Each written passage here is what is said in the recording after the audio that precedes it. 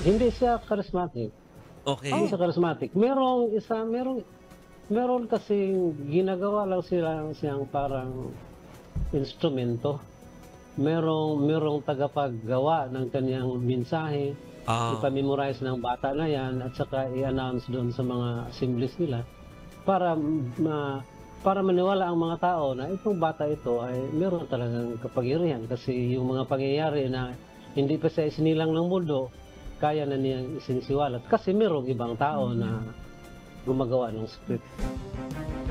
Yan po ang bahagi ng pahayag ni Edelito Sangco, tagapagsalita ni Socorro Surigao del Norte Mayor Riza Timkang sa programang Sa Totoo Lang tungkol po sa revelasyon ni Senator Risa Hontiveros na isa umanong kulto ang grupong pinangungunahan ng isang 17 anyos pa lamang na pinuno.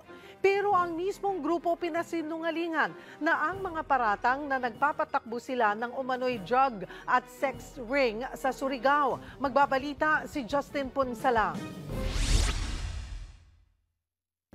Matapos bansagang kulto sa Senado, nagsalita na ang grupong Socorro Bayanihan Services Inc. sa Surigao del Norte.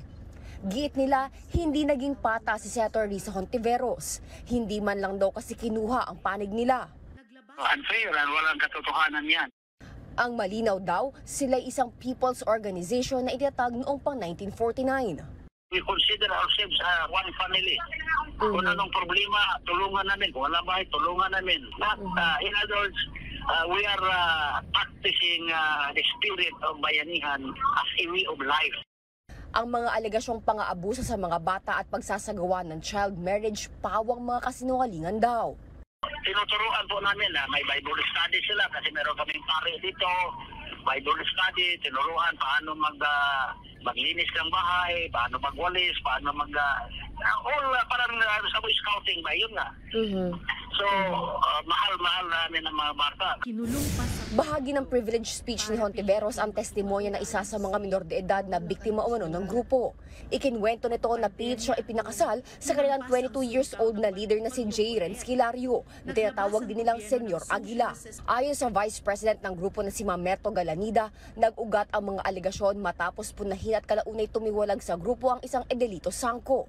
Pero itinanggi ito ni Sangco. Anya, 1992 pa siya unang kumalas sa grupo.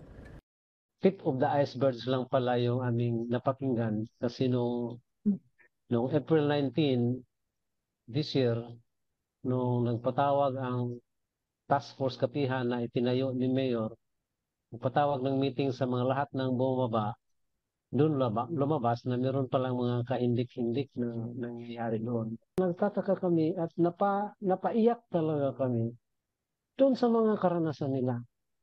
Hindi namin sukat akalain na yun na pala ang nangyari. Sa ngayon, 8 minor de edad na ang lumutang at nagsampa ng reklamo sa Bayugan Agusan del Sur City Prosecutor laban sa Socorro Bayanihan Services Inc. Umaasa si Sangco na mabibigyan ng hustisya ang mga biktima. Ang NBI ang tumututok sa investigasyon sa sinasabing kulto pero tumutulong na rin ang PNP. Handa rin daw silang umaksyon sakaling totoo ang mga alegasyon na armado at sangkot sa iligal na droga ang grupo. Ang DOJ naaalarma raw sa ganitong balita. Kaya hindi ito bago sa ating pagkaalam. Ito lang, yung mga may bago na naman nagsusulputang mga balita, ito talaga alarming na talaga na it's about time that lahat tayo mga Pilipino mag-raise tayo ng awareness tungkol sa mga bagay na ito. Huwag natin pababayaan mangyari lang. Handa naman daw humarap sa pagdinig ang Socorro Bayanihan Services. Pero If the Senate wants to interview us, perhaps you can request to shoulder our expenses. Welcome po, they can come here, a committee of Hontiveros can come so that we will be able to see what's really happening here. Matagal na. Para sa 1PH, Justine Punsalang, News 5. Sariwang balita ba ang hanap mo? Simple lang. I-click mo na ang subscribe button at ang notification bell para lagi kang updated sa mga balitang dapat mong malaman.